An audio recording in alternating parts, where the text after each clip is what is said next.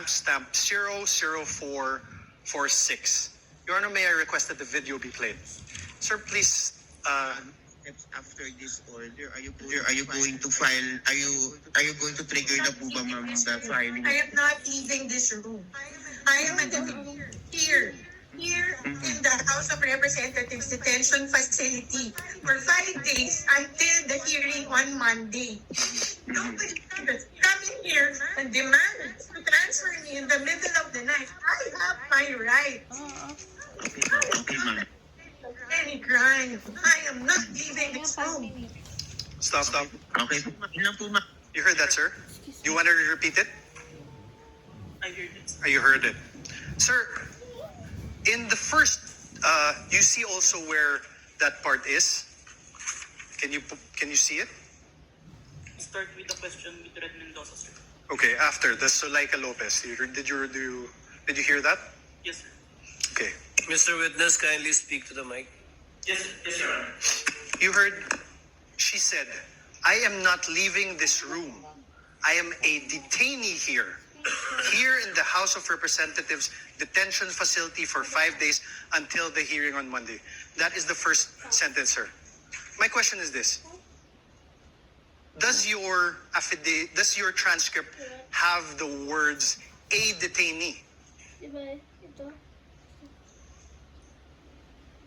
Can you repeat the video, sir? Okay, let's do it.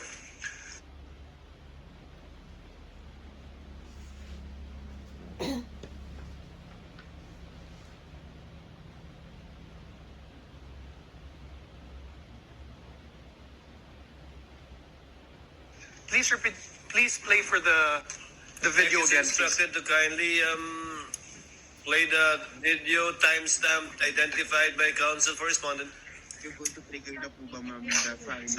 I am not leaving this room. I am here in the House of Representatives detention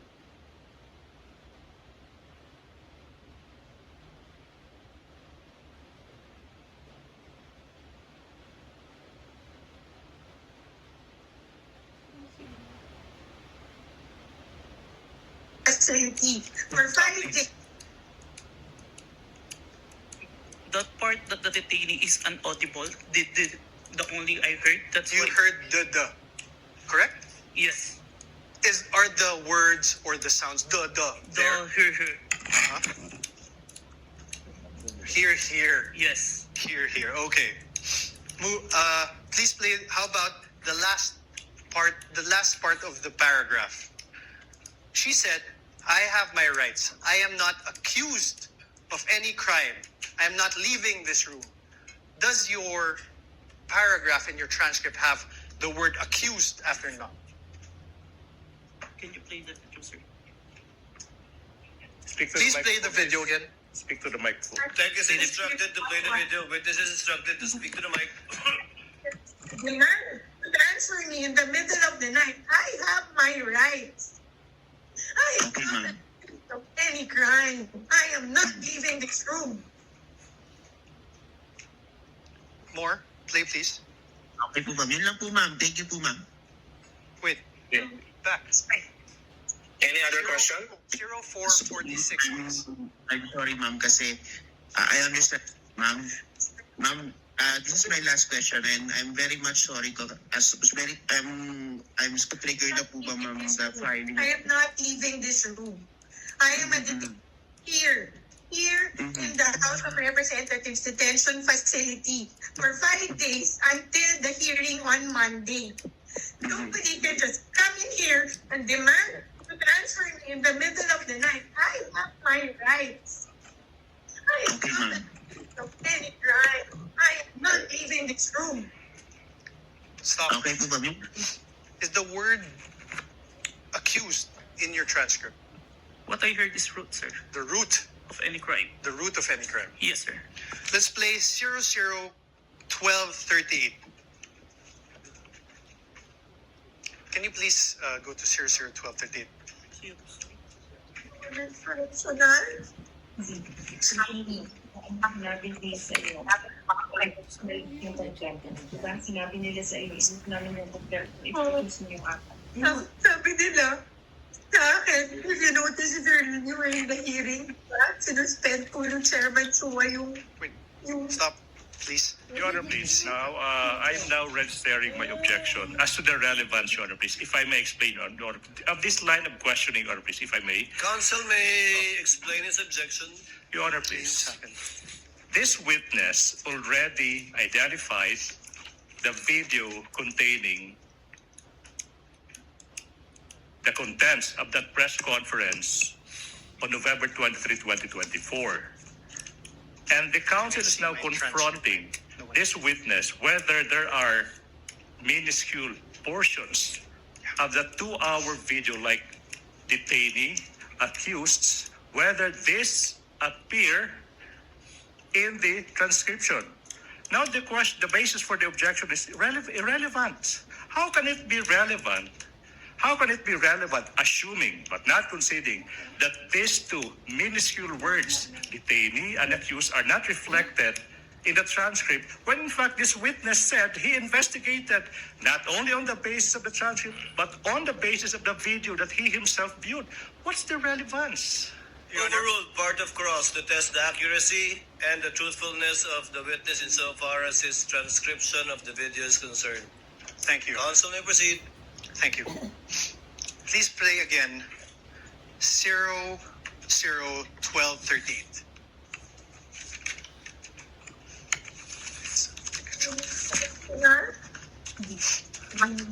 Sinabi nila sa iyo.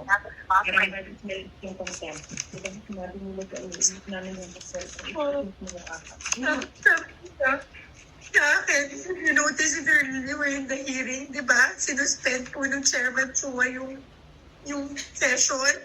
Tapos, nung sinayin po ako ni Congressman Castro in contempt, then after that, nag-rule sila.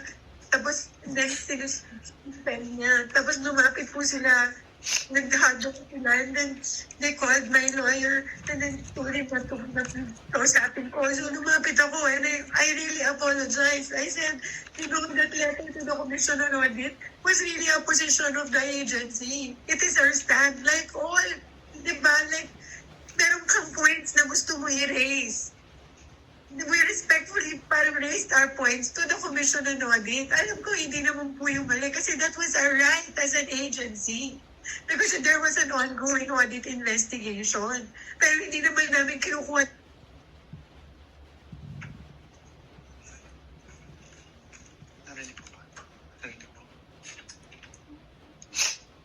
Did you hear the Vice President speaking?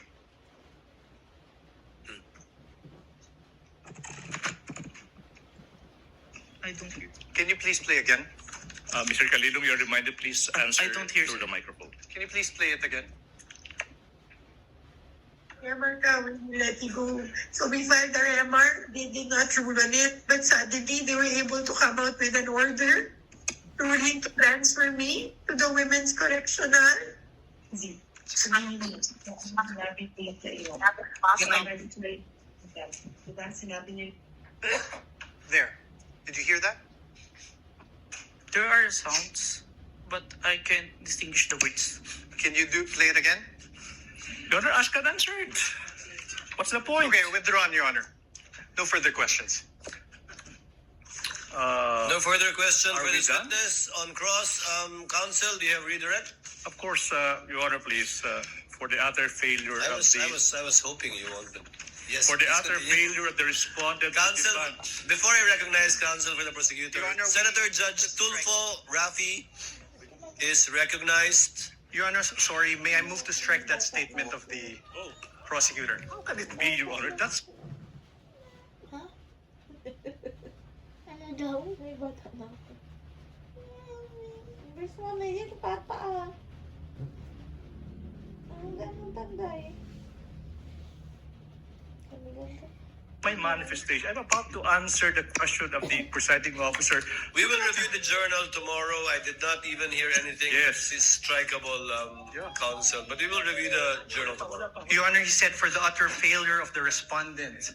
Yes, Your Honor, I take I said exception for the to that. utter failure of the respondent to debunk the material points testified to by the witness yesterday. Your Honor, I'm he not is yet done. testifying. I I'm am not done either. He is I'm about to still answer the testifying. question. I'm not yet done with the answer. Councils, please. The presiding officer has not recognized either of you. Thank you. Kindly settle down. Senator Judge Rafi Tulfo is recognized. Thank you, Mr. Sir, Presiding you may Officer. proceed. Clarification naman po ito, Mr. Presiding Officer.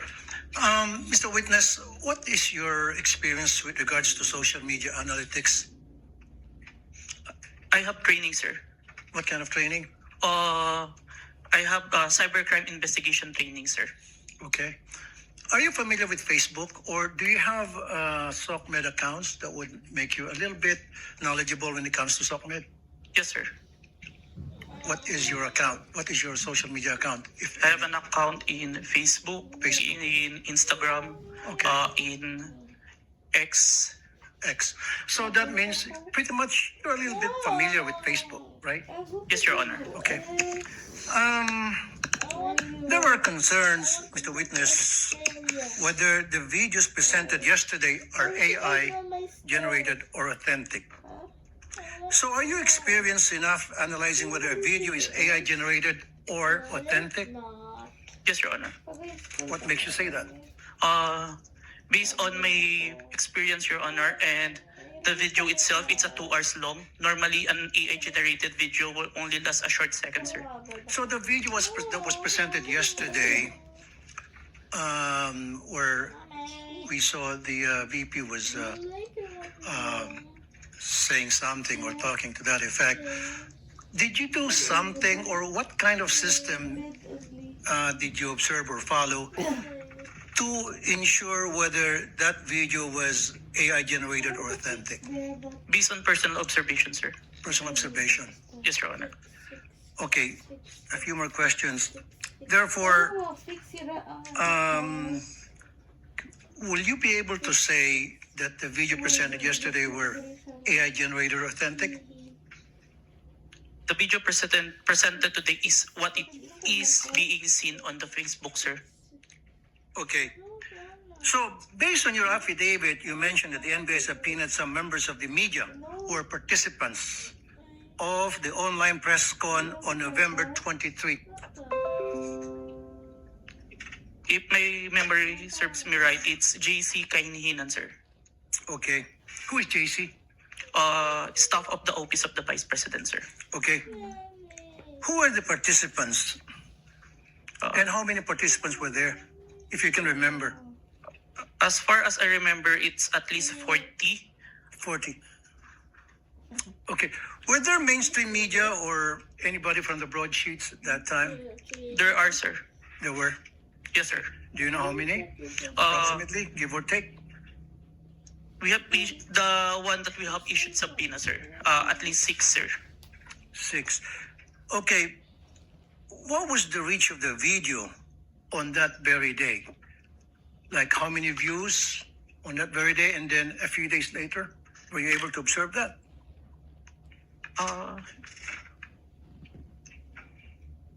I can't remember, sir. You can't remember. Okay. How did it spread? O paano kumalat sa SOCMED yung videos that was presented yesterday, as far as you know, when you did an investigation?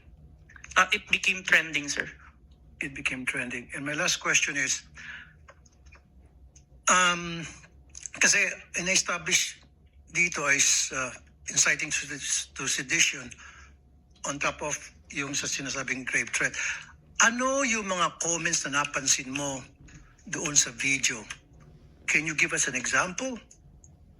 One of the comments, because on the video November 23, there were mentioned about people power when asked a question by Princess Maui. And the Vice President agreed. And ang laban ay wala sa EDSA, nasa Malacanang. And there are responses from the comments, but it's not documented. That is agreeing, sir. No further question, Mr. Presiding Officer. Thank you, Senator Judge Tulfo. Senator Judge Aquino, thereafter Senator Judge Pangilinan. Senator Judge Aquino has 2 minutes. You may proceed, sir. Maraming salamat, Mr. Presiding Officer. Mr. Kalilong, kanina may nabanggit na 2 affidavit Isang January at isang February. Yung January ay binalik sa inyo, tama po ba? Yes, Your Honor. And there were 7 grounds why it was returned to you, is that correct? 7 points. Can you narrate what are these 7 points that you addressed? Is that the correct term that you addressed in the second affidavit? Yes, Your Honor. Can you name them, please? May I have the certificate, sir? The certification, was it counsel for the respondent? May I approach? Yes, you may approach and show him the document being alluded to by Senator Judge Aquino.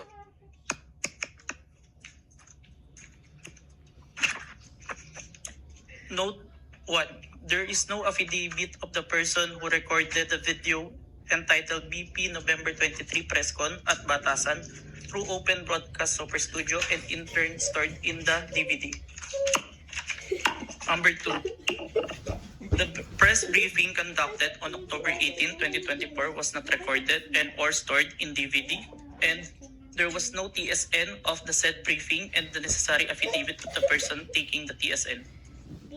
Number 3, Annex I and K DVD with markings NBI-CCN-C-24-12436-2 and NBI-CCN-C-24-12436-2 were not accompanied by an affidavit of the recorder and the TSN.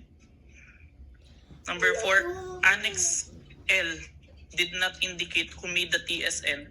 There was also no affidavit of the person who made the TSN. Number 5, the affidavit of what Patricia Morales mentioned that she stored the footage in a USB and submitted to the NBI. However, there was no USB attached to the complaint. Only DVD was attached. There was no detail regarding the content of this DVD. Number 6, only the minutes of meeting with several personalities and representatives from various media outfits were submitted. Although the minutes were signed, there was no individual affidavit executed regarding to the contents of the said minutes. Number 7, one of the elements of crime of grave threat is that the offender threatens another with the infliction upon the latter's person, honor, and property, or upon that of the latter's family, or if the wrong amounting into a crime. In the instant complaint, only the NBI executed an affidavit and there was no participation on the part of the offended party, as it appears in the NBI is not the offended party of the crime of grave threat. Okay, so nakuha mo yung nag-submit kayo, yan yung binalik sa inyo, and then you did your best to correct all those items, is that correct? Yes, Your Honor. Okay, the first 6 are technical, no? Yes, Your Yung Honor. panghuli is a matter of who is the offended party. Yes, Your Honor. Hindi nyo na-correct yan? Uh, Or nung binalik ninyo, it was accepted already by the DOJ? Is that correct? there is an explanation, Your Honor, that was included in the letter of the former director, Judge Jaime Santiago, sir. Okay. And, Wherein yeah, go in ahead.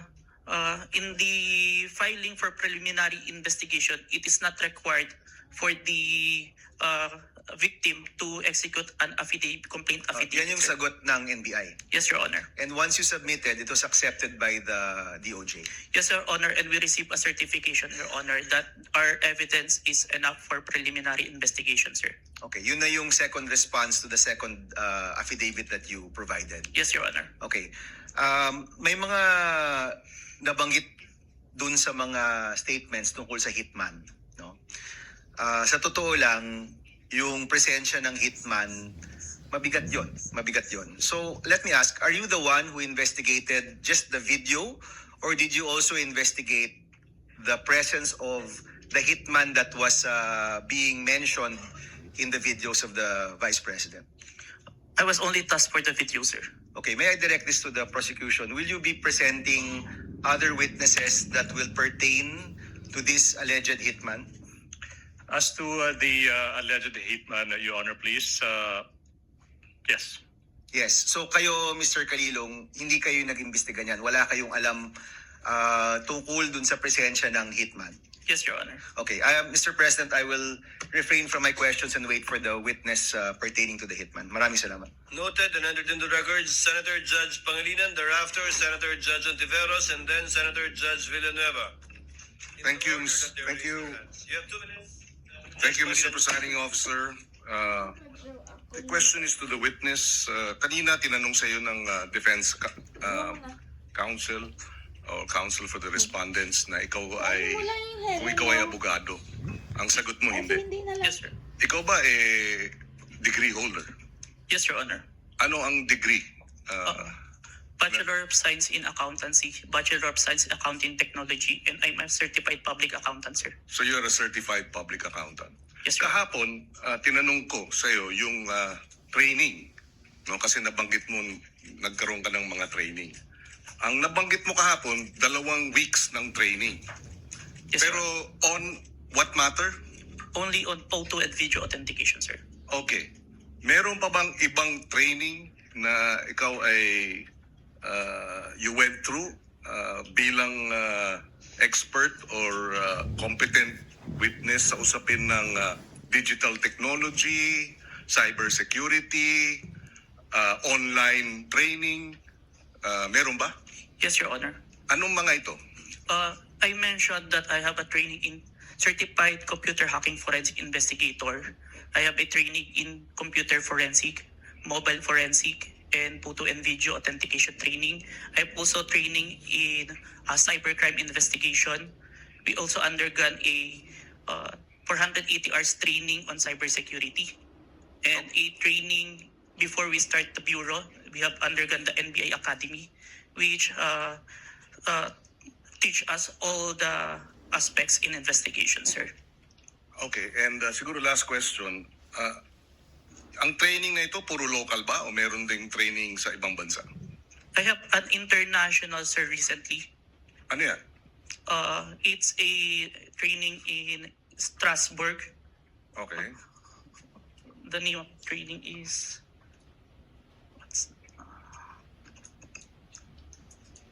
Saang lugar na lang, Mr. Witness? Strasbourg, Germany?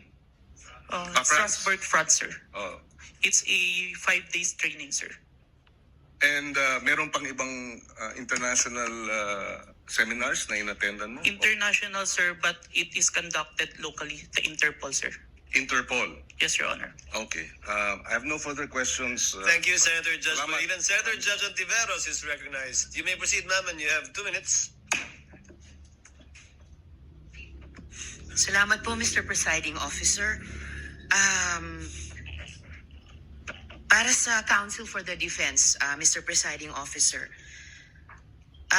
just for clarity, ano pong relevance nung video na ipinakita ni Attorney Zuleika Lopez?